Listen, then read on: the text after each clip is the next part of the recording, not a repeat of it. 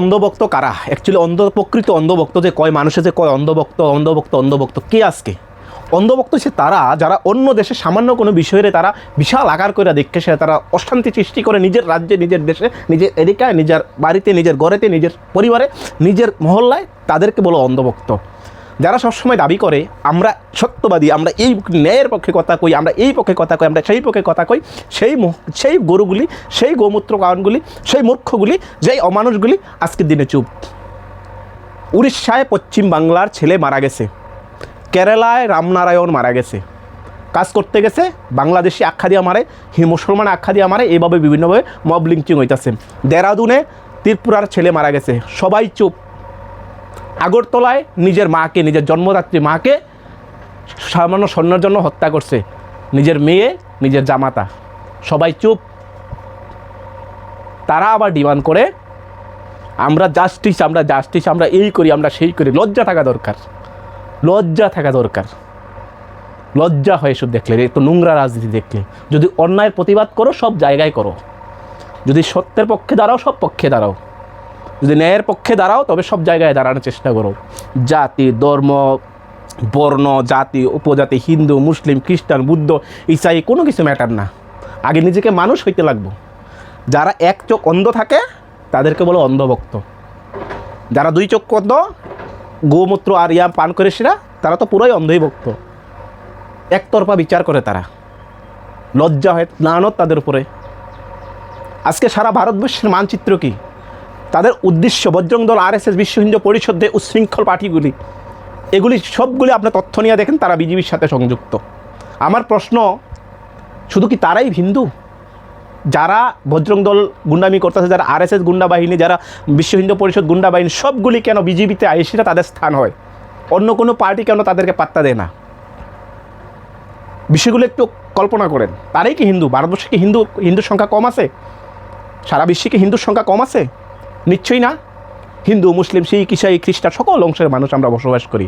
তাহলে তারাই কিরা, যারা বিজেপি করে তারাই কিরে প্রকৃত হিন্দু হিসেবে তাদেরকে প্রমাণ করতে লাগতেছে।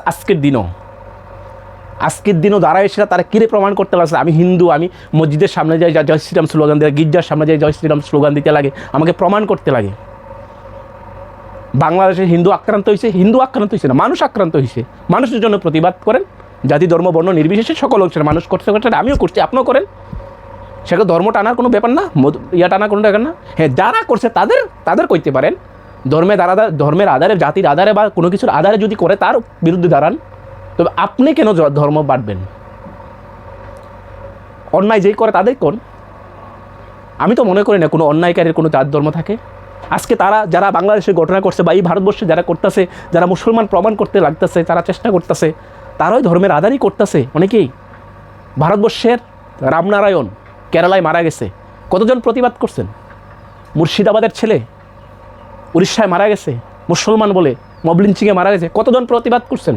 ত্রিপুরার ছেলে, আমাদের ত্রিপুরার ছেলে দেরাদুনে মারা গেছে, চাইনিজ আখ্যা দিয়েছে, তার বিরুদ্ধে কতজন প্রতিবাদ করছেন? নিশ্চয়ই করছেন না। তখন বেলা চুপ। আর আপনারা আমাদেরকে বুঝান আমরা আইনের পক্ষে থাকি, আমরা এই পক্ষে থাকি, সেই পক্ষে। লজ্জা লাগে না?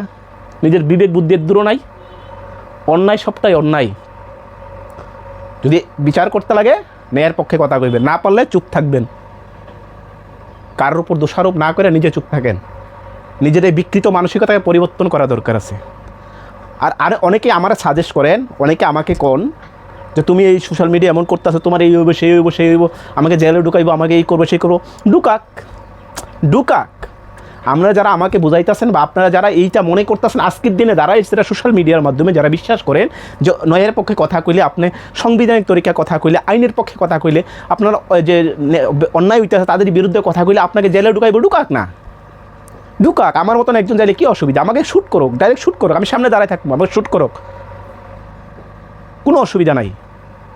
তবে প্রশ্ন আপনার কাছে, আপনি যে সৎ মানসিকতা রাখছেন, আপনি যে নীরব থাকছেন, আজকে যারা এই খ্রিস্টান যে তাদের অনুষ্ঠান গেছে, বড়দিন গেছে, তাদের গির্জায় ভাঙচুর করছে, তাদের স্কুলের ভিতরে আগুন লাগাইছে, তাদের এই করছে সেই করছে, তাদের উপর অত্যাচার করছে, তাদের ধর্মীয় পবিত্রতাতে আঘাত করছে, যীশু খ্রিস্টের তারা যে প্রভু যীশু খ্রিস্টের মূর্তির ভিতরে তারা প্রস্রাব করছে, এইভাবে নোংরামি করছে, আগুন জ্বালাই দিছে, তাদের বিরুদ্ধে কতজন কথা কইছেন?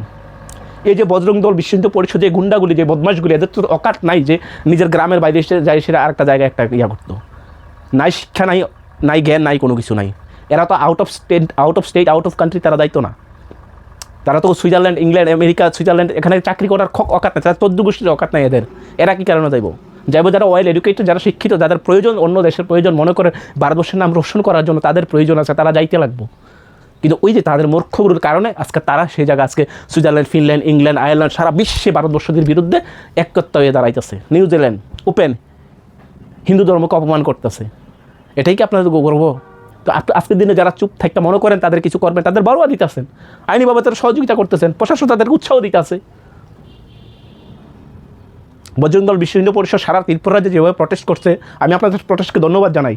তবে এই যে একজন চাকমার যেভাবে মারছে তার বিরুদ্ধে করেন, মুর্শিদাবাদে যেভাবে হয়েছে সেটা করেন, সেটা অন্য দেশের অভ্যন্তরীণ বিষয় নিয়ে এই দেশের ভিত্তিতে অশান্তি সৃষ্টি করেন, মসজিদে আক্রমণ করেন, মুসলমানদের উপর আক্রমণ করেন। কারণ এই দেশে মুসলমান সংখ্যালঘু আছে বলে, মুসলমান আজকের দিনে কম আছে বলে, কমজোর আছে বলে না, বিশ্বাসটা সেই জায়গা হইতো না। সংবিধান কম বেশি দিয়ে চলে না, এই দেশের আইন ব্যবস্থায় সেইভাবে চলে না। দেশ চলে সংবিধান দিয়ে, সেটা আইনের ব্যবস্থা আছে। তো আইনের ব্যবস্থা 12টা বাধা দিয়েছে। আসামে এখন উচ্ছেদ চলতেছে, সেখানে আইনের প্রয়োজন। আর যখন মুসলমানের ঘর বাড়ি ভাঙে তখন আইনের প্রয়োজন নাই। জাস্ট কল্পনা করেন, জাস্ট একটু কল্পনা করেন। সবাইকে আগিতে লাগবো, কথা কইতে লাগবো, প্রতিবাদ করতে লাগবো।